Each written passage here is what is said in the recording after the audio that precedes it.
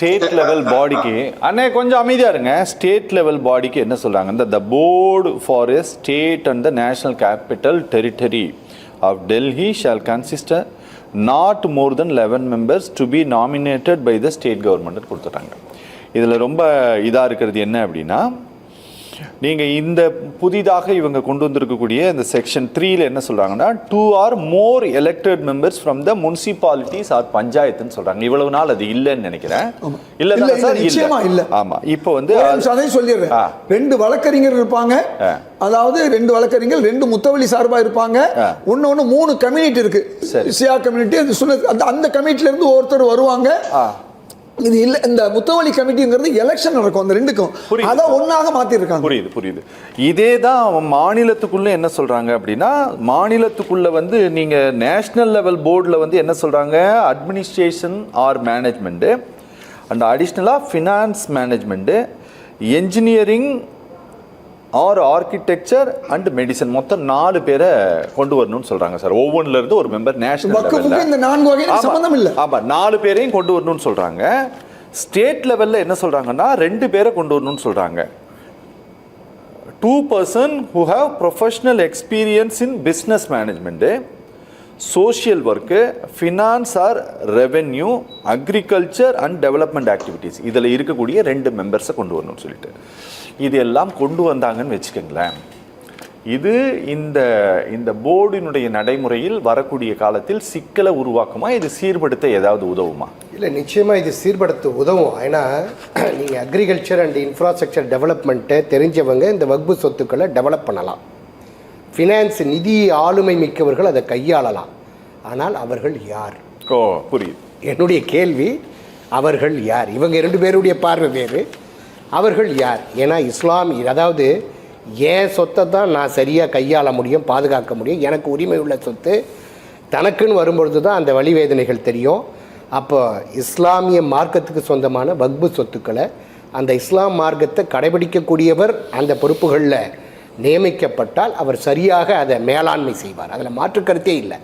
இப்போ வக்பு அதை தான் செஞ்சிட்ருக்குது. இப்போ ஏற்கனவே இருக்கக்கூடிய அந்த elected bodies and nominated bodies. இப்போ இவங்க சொல்லி இருக்கிறபடி போட்டு ஒருவேளை இந்த போர்டு மொத்தமாக டிசைட் பண்ணும் அப்படின்னா, மெஜாரிட்டி மெம்பர்ஸ் வந்து இப்போ அரசாங்கம் கொண்டு வந்திருக்கக்கூடிய இந்த சட்ட திருத்தத்தின்படி மெஜாரிட்டி மெம்பர்ஸ் நான் முஸ்லிம்ஸால இருக்கிறாங்க. இல்லை, அப்படி இருக்கக்கூடாது சார். அது அநீதி.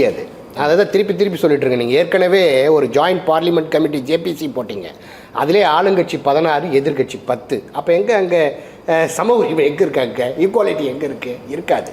ஸோ அதனால் என்னை பொறுத்த வரைக்கும் இஸ்லாமியர்கள் கொடையாக கொடுக்கக்கூடிய சொத்தை அதை நிர்வகிக்கிறதுக்கு, பராமரிக்கிறதுக்கு, மேலாண்மை பார்க்கறதுக்கு, அபிவிருத்தி செய்கிறதுக்கு, அவங்க இன்ஜினியரிங்காக இருக்கட்டும், ஆர்கிடெக்டாக இருக்கட்டும், ஃபினான்ஸ் செக்டராக இருக்கட்டும், மெடிசன் செக்டராக இருக்கட்டும், யாராக இருந்தாலும் இஸ்லாம் மார்க்கத்தை பின்பற்றக்கூடியவர்களாக அதை நியமனம் செய்தால் மட்டும்தான் அந்த சொத்து பாதுகாப்பாக இருக்கும். எப்படியும் நம்ம இன்றைக்கு சத்தியம் தொலைக்காட்சி ஒரு மக்கள் மனசாட்சியாக நம்ம பேசிகிட்டு இருக்கிறோம்.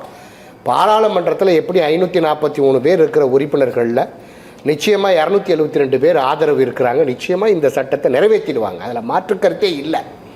நீதிமன்றங்களும் நம்ம கைத்தட்டு, அது நீதிமன்றங்களை தான் நம்ம கதவுகளை தட்ட வேண்டிய ஒரு சூழ்நிலைக்கு இருக்குது. 272 தான் நமக்கு ஆதரவு தேவை. ஆனால் 294 பேர் இருக்கிறாங்க. நிச்சயமாக அதில் 234 பிஜேபியே இருக்கிறாங்க. அது நிச்சயமாக நிறைவேறிடும்.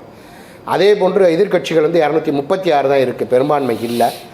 அதே போல் மாநிலங்கள் அவையிலையும் பார்த்தீங்கன்னு சொன்னால் நிச்சயமாக 236 நமக்கு 119 தான் தேவை. ஆனால் 121 பேர் இருக்கிறாங்க. அதுலேயும் உங்களுக்கு 85 opposition party, Congress and alliance, 30 நடுநிலையானவர்கள். அப்போ நிச்சயமாக மாநிலங்களவையிலே, மக்களவை, மாநிலங்களவை இரு அவைகளையும் இந்த சட்டம் நிச்சயமாக நிறைவேறிடும். மாற்று கருத்தே இல்லை. இதில் என்னென்னா, ஏற்கனவே இந்த வக்பு வாரியம், இந்த வாரியம் சொல்லக்கூடிய தீர்ப்புகளை ஒருவேளை இந்த வக்பாக கொடுத்த, கொடையாக கொடுத்த இஸ்லாமியர்களுக்கு அதில் உடன்பாடு இல்லை, முரண்பாடு இருக்குதுன்னு சொன்னால், வக்பு அது என்னென்னா தீர்ப்பாயம், மேல் முறையீட்டு தீர்ப்பாயம் அங்கேயே இருக்குது. அப்பீல் போகிறதுக்கு அந்த மேல் முறையீட்டு தீர்ப்பாயத்தில் ஜுடிஷியல் மேஜிஸ்ட்ரேட் தான் இருக்கிறார். 2 வழக்கறிஞர்கள், அரசு வழக்கறிஞர்கள். எப்படி நம்ம நீதிமன்றங்களில் நீதிபதி, அரசு வழக்கறிஞர்கள் இருக்கிறாங்களோ அதே செட்மெண்ட்டு தான் அங்கேயும் நடந்துட்டு இருக்குது இப்போ ப்ரெசண்ட்டு. அதுதான் தேசிய அளவுலேயும் நடக்குது, மாநிலங்கள் அளவுலேயும் நடக்குது. அவங்க கொடுக்கக்கூடிய தீர்ப்பு தான் இறுதியானது, உறுதியானது. அதன் பிறகு நீங்கள் அப்பீல் போக முடியாது. ஆனால் இந்த புதிய சட்ட திருத்தத்தின்படி இந்த வழக்குகளை இவர்கள் விசாரிச்சிட்டாங்கன்னு சொன்னால் வருவாய் நீதிமன்றங்கள்லையும் நம்ம வழக்கை தாக்கல் செய்யலாம், உரிமையியல் நீதிமன்றங்கள்லையும் தாக்கல் செய்யலாம், உயர் நீதிமன்றங்கள்லையும் தாக்கல் செய்யலாம். அவங்க கொடுக்கக்கூடிய தீர்ப்புகள் உங்களுக்கு உடன்பாடு இல்லைன்னா உச்சநீதிமன்றத்துக்கும் மேல்முறையீட்டுக்கு செல்லலாம். ஏற்கனவே இருந்த அந்த வக்பு சட்டத்தின்படி வக்பு வாரியம் கொடுக்கக்கூடிய அந்த தீர்ப்புகள் உங்களுக்கு எதிராக இருந்தால் வக்பு வாரியத்தினுடைய மேல்முறையீட்டு தீர்ப்பாயத்தில் மட்டும்தான் பண்ண முடியும்.